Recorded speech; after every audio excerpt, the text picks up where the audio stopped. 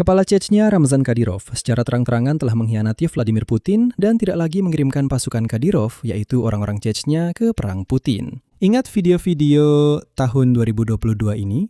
Ketika kerumunan pasukan Kadyrov dengan kamera teriakan Ahmad Sila, Ramzan Kadyrov secara pribadi mengancam akan pergi sampai ke London dan sebagainya. Waktu itu pasukan Kadyrov bahkan dijuluki sebagai tentara TikTok. Sekarang coba ingat, kapan terakhir kali Anda mendengar sesuatu tentang orang Chechnya di perang ini? Menurut saya, semua video itu tiba-tiba menghilang entah kemana. Benar, sudah lama mereka tidak ada.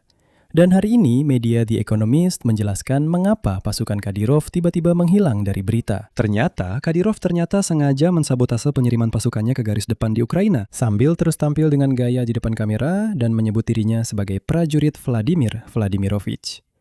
Mari kita bahas cerita ini secara rinci sekarang, karena pada kenyataannya, Kadyrov mengatakan kepada Vladimir Putin yang mulai menua, "Dengar, ini perangmu, kamu sendiri yang jalankan. Tidak akan ada orang Chechnya di sana. Kamu yang mulai perang, sekarang kamu sendiri yang harus menyelesaikannya." Nama saya Alexei Peci, mari kita bahas topik ini bersama-sama, tapi sebelum kita mulai, saya minta kalian untuk subscribe ke channel ini.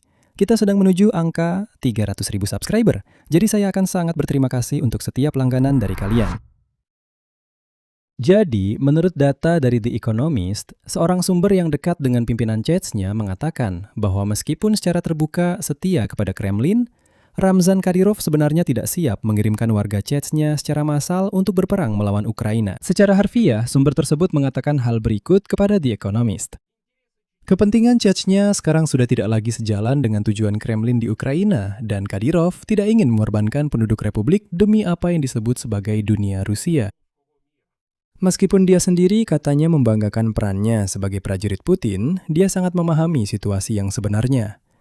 Intinya, Kadyrov hanya menyadari bahwa kemenangan cepat sudah tidak mungkin lagi, dan karena itu seolah-olah dia berkata kepada Putin, selanjutnya urus sendiri saja. Sekarang, mari kita lihat angkanya, yang membongkar seluruh cerita ini dengan teriakan penuh semangat, Ahmad adalah kekuatan.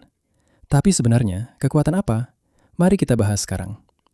Kadyrov, saya ingatkan, pernah menyatakan secara terbuka. Kadyrov menyatakan bahwa Chechnya telah mengirim lebih dari 70.000 pejuang Chechnya ke garis depan. Itu setara dengan sekitar 10% dari seluruh populasi pria di Chechnya. Terdengar memang mengesankan, tapi inilah kenyataannya. Orang Chechnya hanya menyumbang sekitar 0,2% dari total kerugian tentara Rusia yang telah dikonfirmasi. Jadi, entah angka 70.000 itu hanya sekedar fiksi demi pencitraan, atau memang orang Chechnya di garis depan benar-benar dijaga seperti itu, supaya mereka tidak terlalu banyak yang tewas di sana. Maksudnya, dijauhkan dari garis depan. Oh, dan supaya mereka bisa menciptakan gambaran yang menakutkan, tapi tidak lebih dari itu. Dan sepertinya, yang kedua itulah yang benar. Sumber dari media tersebut mengklaim bahwa para prajurit Chechnya secara langsung disarankan untuk menjaga diri dan tidak maju ke garis depan. Biar saja, katanya. Ivan Rusia dan mungkin juga Buryat yang maju untuk mati. Sedangkan pasukan Kadyrov hanya akan merekam video kemenangan. Ya, Ivan Rusia mati, ya sudah, biarin saja. Siapa juga yang peduli dengan Ivan Rusia itu? Setuju kan? Terdengar lucu untuk sebuah tentara yang menurut Kadyrov seharusnya bisa sampai ke London. Tapi kenyataannya, mereka tidak pernah maju ke garis depan. Katanya mau ke London, tapi ke posisi 0 sama sekali mereka tidak pernah maju. Sekarang mari kita ingat bagaimana semua ini sebenarnya dimulai. Karena kontrasnya memang sangat mencolok. Pada tahun 2022, pasukan Kadyrov dijuluki sebagai tentara TikTok. Setiap detasemen mereka rata-rata berjumlah 200 orang. Selalu didampingi oleh pasukan videografer yang merekam laporan kemenangan ini dengan beberapa kamera sekaligus. Tidak ada satupun unit Rusia lainnya yang memiliki jumlah kameramen sebanyak itu dalam tim mereka. Setiap orang Chechnya yang terekam kamera wajib secara pribadi menyapa yang disebut Padishah, yaitu Ramzan Kadyrov sendiri, dengan janji akan melaksanakan perintah tersebut. Pertunjukan adalah produk utama, bukan hasil pertempuran. Produk utamanya adalah video yang indah, dan disinilah mulai terjadi perbedaan dengan kenyataan. Sudah di hari-hari pertama invasi Rusia ke Ukraina, konvoi mereka, yaitu konvoi pasukan Kadyrov, dihancurkan oleh serangan Bayraktar. Puluhan tentara bayaran Chechnya tewas. Para tentara Rusia sendiri pun menertawakan mereka. Dan saya ingatkan, Ini adalah video meme lama dalam percakapan yang disadap. Seorang penjajah Rusia berkata kepada istrinya secara harfiah, kutipan, Ahmad Sila kabur. Maaf, tapi itu kutipan. Dan mereka juga digunakan sebagai pasukan penghalang. Maksudnya, unit yang seharusnya menembak tentara Rusia yang mundur, meskipun sebenarnya bukan tentara mereka sendiri. Mereka juga paham bahwa Ivan Rusia bagi mereka bukanlah orang yang adil. Selain itu, pasukan Kadyrov juga terlibat dalam kejahatan perang, termasuk pembantaian di Bucha. Jadi, citra para pejuang Islam yang tak terkalahkan itu sebenarnya hanyalah pertunjukan propaganda dengan kamera, bukan kekuatan tempur yang nyata. Tapi bahkan pertunjukan itu, seperti yang Anda tahu, sekarang sudah menghilang entah kemana. Pada bulan September 2022, ketika Vladimir Putin mengumumkan mobilisasi umum di seluruh Rusia, Kadyrov dalam rapat dengan staf operasionalnya menyatakan bahwa di Chechnya tidak akan ada mobilisasi, karena republik tersebut katanya sudah melampaui target berkat para sukarelawan.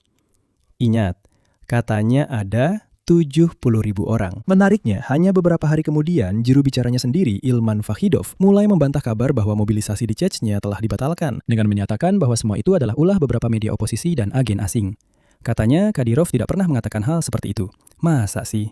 Jadi, bahkan saat itu, masih di tahun 2020, di tahun 2022, terlihat jelas ada ketidaksesuaian.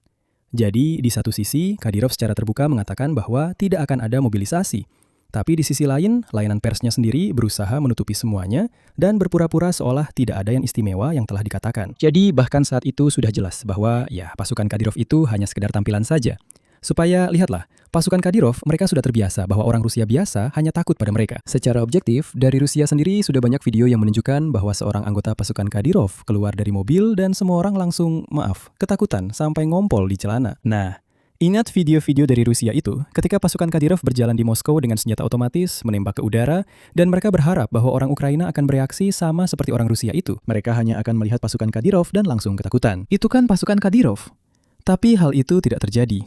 Ya, mereka sedikit salah perhitungan. Pasukan Kadyrov itu, ingat, waktu itu Kadyrov bilang, Zelensky, aku akan datang mencarimu. Tapi sepertinya dia tidak pernah sampai ya. Dan sekarang, setelah 4 tahun, The Economist sebenarnya menegaskan bahwa kejadian tahun 2022 itu bukanlah peristiwa satu kali saja. Itu adalah strategi sistematis dari Kadyrov. Menurut penilaian media tersebut, Kadyrov saat itu berhasil menghindari mobilisasi paksa besar-besaran di republik itu dan secara bersamaan menggunakan perang itu sendiri untuk memperkuat citranya sebagai pelindung rakyat Chechnya. Artinya, dia secara terbuka mendukung Putin di depan kamera dan diam-diam melindungi rakyatnya dari perang yang sebenarnya. Ini adalah langkah klasik seorang diktator kecil di dalam diktatur yang lebih besar, Anda tahu. Jadi, di dalam Chechnya, dia seperti pahlawan yang tidak mengirim rakyatnya ke perang. Tapi pada saat yang sama, secara terbuka berkata, ya kalau perlu, izinkan saya akan membunuh Zelensky. Dan bahkan, kita akan sampai ke London. Jadi begitulah situasinya. Kenapa Kadyrov bisa melakukan itu juga dijelaskan dengan sederhana, dan di sini bukan hanya karena kecerdikan Kadyrov sendiri. Masalahnya, penduduk setempat yang berusia di atas 35 tahun sangat ingat perang-perang di Chechnya yang menghancurkan pengeboman, pembersihan, semua hal yang sudah pernah dialami republik ini pada masa Yeltsin dan awal Vladimir Putin. Dan di masyarakat ini hampir tidak ada dukungan untuk perang besar yang baru yang bisa merenggut satu generasi lagi pria Chechnya. Jadi pada dasarnya Kadyrov hanya membaca suasana hati rakyatnya sendiri dan memahami bahwa mobilisasi massal yang nyata bisa jauh lebih mahal baginya daripada sekedar ketidakpuasan dari si kerdil botak Vladimir Putin. Jadi jika semua itu digabungkan, pada tahun 2022, orang Chechnya adalah bagian paling berisik dan paling dipromosikan dari propaganda Rusia dengan kamera, slogan, dan janji untuk sampai ke London. Namun pada kenyataannya, mereka ternyata hanyalah unit pencitraan dengan korban nyata yang sangat minim yang sekarang pada tahun 2026 benar-benar telah menyingkir dari sorotan. Karena padishah mereka sendiri memutuskan bahwa ini adalah perang Putin. Tapi itu bukan alasan untuk mengirimkan sesama warga mereka mati demi dunia Rusia yang asing bagi mereka. Maksudnya kalian tahu, mudah saja menjadi infanteri Putin hanya dalam kata-kata. Tapi itu benar-benar berbeda ketika berbicara tentang peti mati nyata yang akan dikirim ke Republik. Dari semua ini, kita bisa menarik satu kesimpulan sederhana. Ini tidak hanya berlaku untuk orang Chechnya, bukan hanya untuk pasukan Kadyrov, tetapi untuk seluruh federasi Rusia yang belum berkembang. Kesimpulannya seperti ini. Beruang Rusia itu hanya hebat dan kuat dalam kata-kata saja. Tapi ketika beruang itu dipukul di mukanya, dia tiba-tiba berubah menjadi binatang biasa. Binatang yang terpojok, yang ketakutan, yang bersembunyi, yang hanya mengisap kakinya sendiri dan selesai. Itu saja. Itulah beruang Rusia yang sebenarnya, bukan seperti yang digambarkan orang. Begitu juga ceritanya dengan Kadyrov. Semua prajurit gagahnya tiba-tiba menghilang dan tahu siapa yang melanjutkan perang? Orang-orang Rusia biasa itu, yang sama sekali tidak dipedulikan. Di sini saya akan mengakhiri dengan titik-titik. Tuliskan pendapat dan kesimpulan Anda di kolom komentar di bawah episode ini. Jangan lupa subscribe channel ini, tekan lonceng, dan beri like. Itu saja, jaga diri Anda. Sampai jumpa semuanya.